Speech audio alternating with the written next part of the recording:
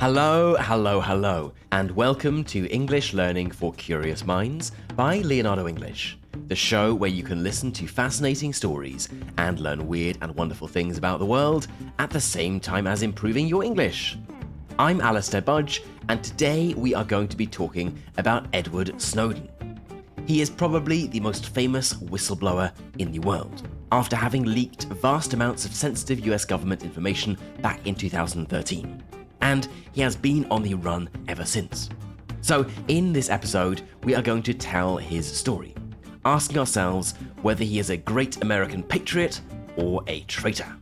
But before we get right into this wonderful story of spying and whistleblowing, I want to remind you that you can become a member of Leonardo English and follow along with the interactive transcript and subtitles over on the website, which is leonardoenglish.com. Membership of Leonardo English gives you access to all of our learning materials, including instant translations in 12 languages, study packs, all of our bonus episodes, and much, much more. So, if you are ready to take the next step on your English learning journey, the place to go is leonardoenglish.com. Okay then, Edward Snowden.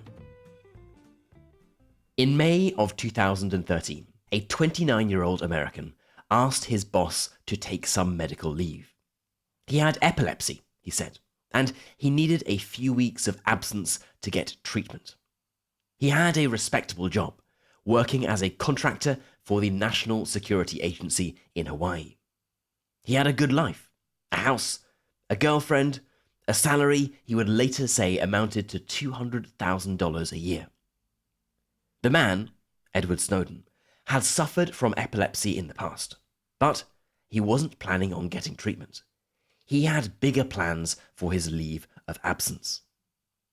And on May the 10th, 2013, he got on a flight, never again to return to his home country. His chosen destination was Hong Kong. He packed light, a few personal belongings, but he brought with him an item that would turn him into one of the greatest fugitives in American history. A treasure trove of data that he had taken from the organization that he had been working at, the National Security Agency.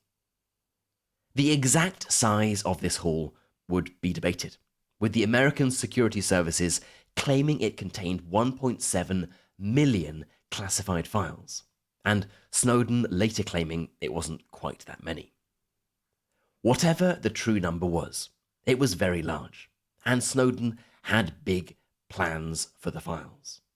He wanted to share them with the world, to shine a light on what he believed to be illegal and unconstitutional behavior that was being performed by the US government.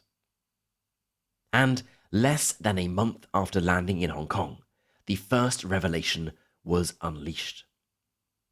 This was jointly published both in the American newspaper, The Washington Post, and the British newspaper, The Guardian, which printed its bombshell headline on June the 6th, 2013. NSA collecting phone records of millions of Verizon customers daily. This report linked to a top-secret document ordering the telecommunications company Verizon to hand over personal information about its customers to the FBI, the Federal Bureau of Investigation. It was a bombshell revelation, but it was just the start. Over the weeks and months that followed, revelation after revelation would be published in The Guardian and The Washington Post about the true extent that the US government was spying on the American people, without their knowledge and brazenly denying it at the same time. And these revelations would turn Edward Snowden into one of the most wanted people in the world, forcing him into hiding, constantly looking over his shoulder to ensure that a pack of men in dark suits didn't approach him, wrestle him to the ground, and extradite him to the United States, where he would almost certainly face the rest of his life in prison, and perhaps worse. Now, to understand why Edward Snowden took the actions that he took, it's helpful to learn a bit more about his early life and his character. So that's where we'll start. He was born in 1983 to a family with a long history of government service. A grandfather was a senior Navy official and worked at the FBI. His father worked at the Coast Guard, and his mother in the US justice system. His older sister went to work for the government, and that was where Snowden figured he would probably end up too. He tried out for the army, feeling a patriotic duty to serve in the Iraq War, but he broke his legs during training and had to drop out. It wasn't long before he found his way into intelligence work, working for the CIA as a systems administrator. He had, from a young age, been very interested in computing, and would later write that he easily got a job because he was a computer wizard. This was in 2006, when he was 23 years old. He was posted to Geneva in Switzerland, where he was given a diplomatic passport and a 4-bedroom apartment. Almost immediately, his eyes were opened to the modus operandi of the CIA, to the way in which his government conducted its business. In one account, he reported seeing a CIA operative trying to get a senior Swiss banker drunk and then encouraging him to drive home, knowing full well he was over the alcohol limit. When the Swiss banker was arrested for drunk driving, the CIA intervened, saying they would help him get off the charges, but only if he became an informant. He gave up secrets on his banking clients to the CIA. Now, the Swiss authorities would deny this, saying that it was extremely unlikely. But it was just one of a plethora of examples of what Snowden said he saw of the CIA and the security services overstepping the mark, behaving in a way that infringed on the civil liberties of members of the public. He became disillusioned, and, to quote a later interview, "I realized that I was part of something that was doing far more harm than good." He resigned from the CIA shortly after, in February of 2009, but he continued to work for companies that contract for the government. In other words, he was no longer working for the government, but he was working for a company that worked for the government. As you may know, the US government in particular uses a large number of these outsourcing companies, spending hundreds of billions of dollars on these outsourced contracting companies every year. He worked for a couple of companies, first Dell, and then one called Booz Allen Hamilton, but doing similar kinds of work: cybersecurity, systems administration, and so on. He was, by all accounts, a talented and successful employee, and would even be called a genius among geniuses by a former colleague. But he had a secret. After starting working at Dell, he had been downloading large caches of sensitive information, classified files from the NSA that showed the extent of the spying the US government was doing on its citizens. For several years, in fact, he was carefully, meticulously accessing files and information that he was planning to use to out the government, to finally shine a light on what he believed to be a crime that the United States government was committing against its citizens. In fact, he steered his career in a direction so that he was able to access more and more sensitive information. The reason he moved from Dell to Booz Allen Hamilton was because he would be able to access even more top information there. He had to take a large pay cut with the job switch, but by this point, Edward Snowden had no interest in money. He had one thing on his mind, and that was making the truth known, whatever the cost. He continued to download more and more classified information, but the straw that broke the camel's back came on the 13th of March, 2013. He was sitting at his desk and reading a story on the news. The Director of National Intelligence, a man called James Clapper, had stood in front of the Senate committee and sworn on oath that the NSA does not wittingly collect information on millions of Americans. Snowden knew this was a complete lie. I mean, a large part of his job was to deal with the information that was collected on millions of Americans without their knowledge. And everyone who worked at the NSA knew this. And of course, James Clapper, as the Director of National Intelligence, he didn't just know this. He practically oversaw the entire operation. Snowden turned to his colleagues and said, "Can you believe this shit?" But their reaction was more of a, yeah, of course he's going to lie. And it was at that moment that he knew he had to come clean. It was time. To Snowden, the entire security apparatus of his country was rotten to the core. There was one of the most senior US government officials happily lying to the American people. And everyone within the security services, from the NSA employees to the hundreds of government contractors who worked with them, just accepted it as the way that things needed to be. Snowden didn't, and decided that now was the time to tell the truth. Fortunately, he had been putting out feelers for several years. He'd been in touch with journalists that he felt could be interested in revealing the truth. In fact, going back to his time in Geneva, he had been in contact anonymously with a journalist from the Guardian newspaper, but it hadn't really gone anywhere.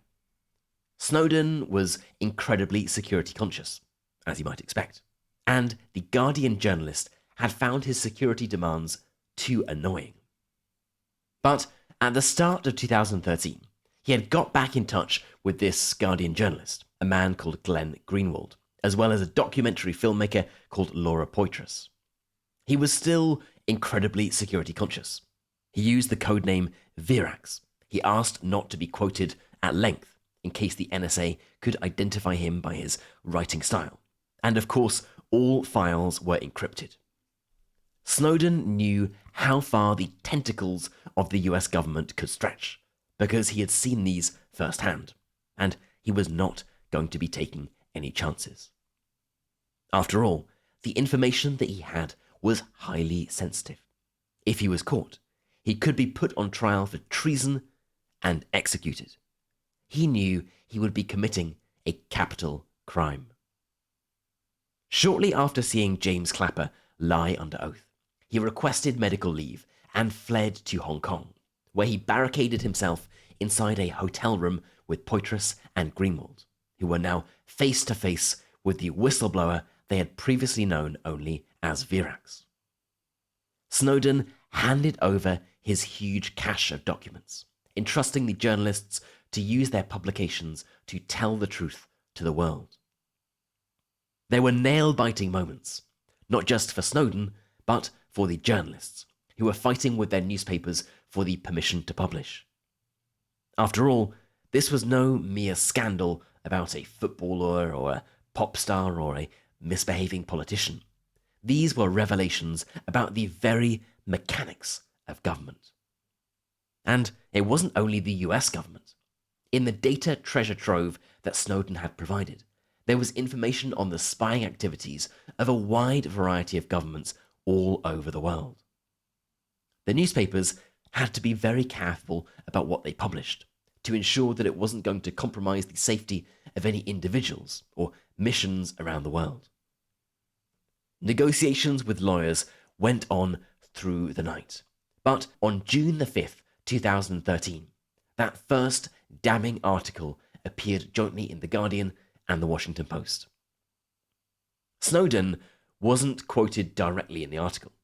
After all, the story wasn't about him.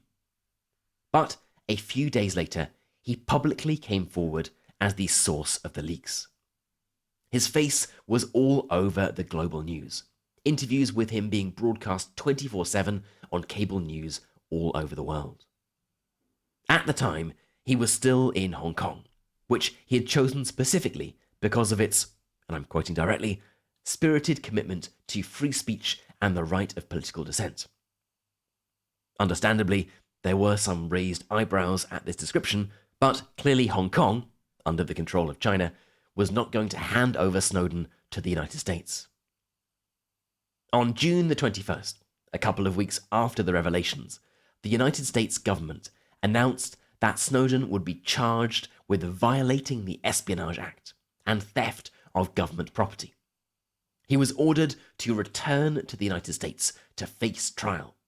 And to make life harder for him to leave Hong Kong and flee to another country, his US passport was revoked. He was now a fugitive without a nationality, a whistleblower lost in a diplomatic vacuum. Fortunately, for Snowden at least, there was another country that was willing to help, a country that had no love lost with the United States. He arrived in Russia a couple of days later, which granted him asylum, allowing him in without a passport. Snowden knew that the Russian government was unlikely to hand him over to the American authorities, so that was his next best bet. In fact, and this is to fast forward a few years, Snowden was granted Russian citizenship in 2022. So, if we are being truly accurate, we should refer to him as Russian, not American.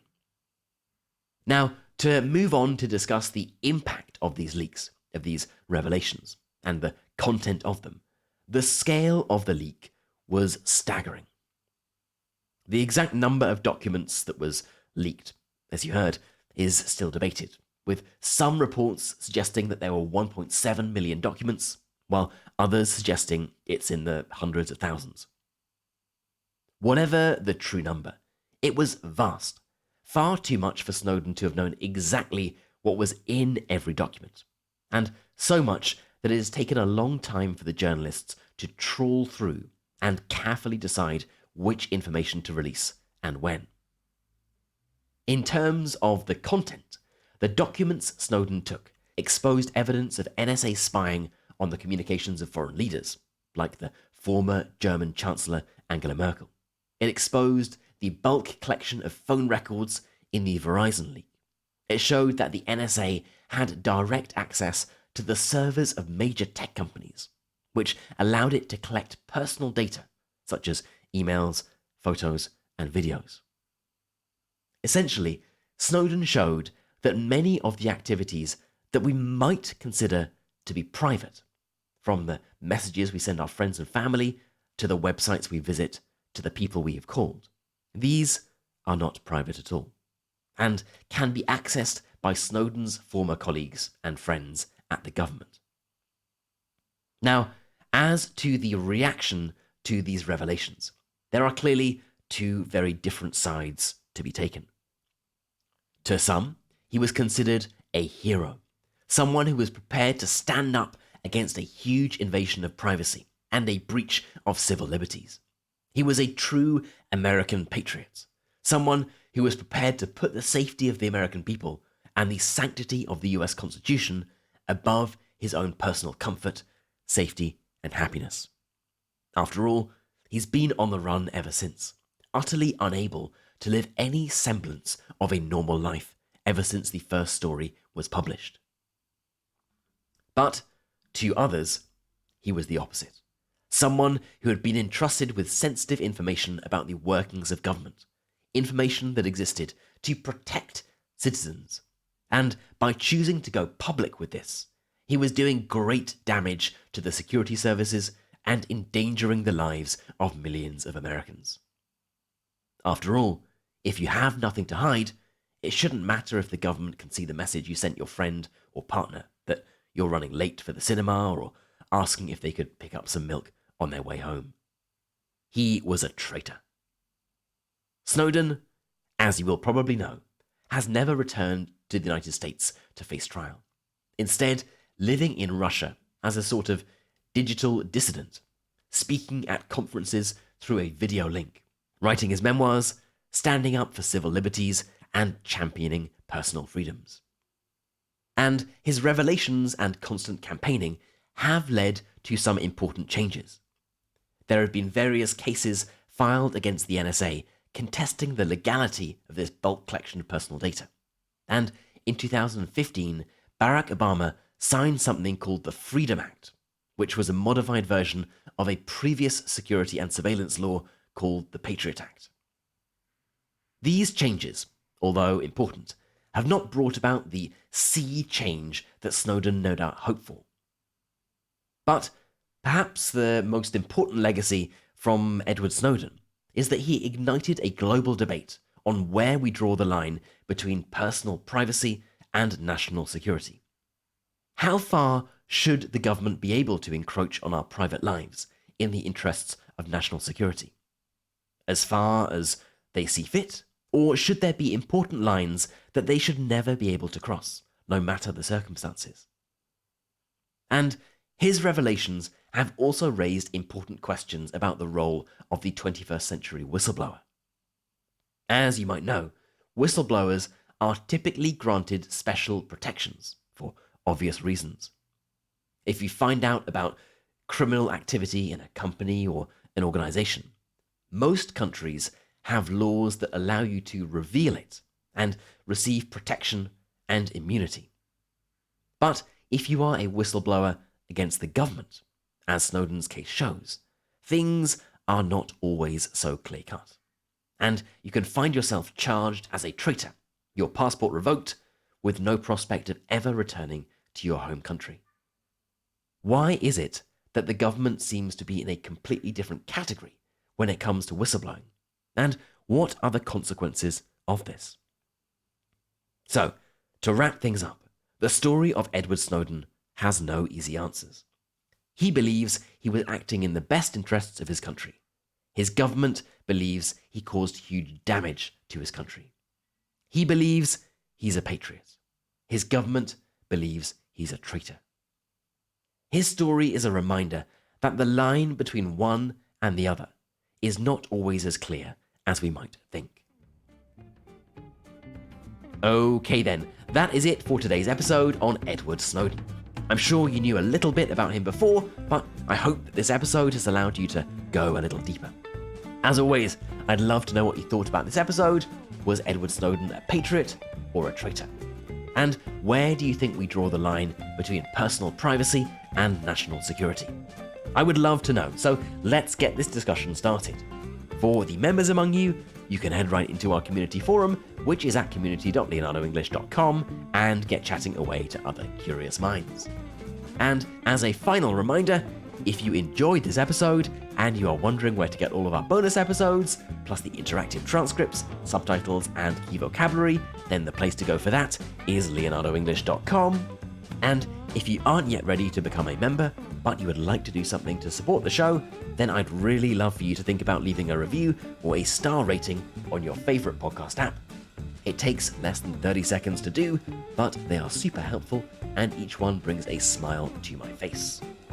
You've been listening to English Learning for Curious Minds by Leonardo English. I'm Alistair Budge, you stay safe, and I'll catch you in the next episode.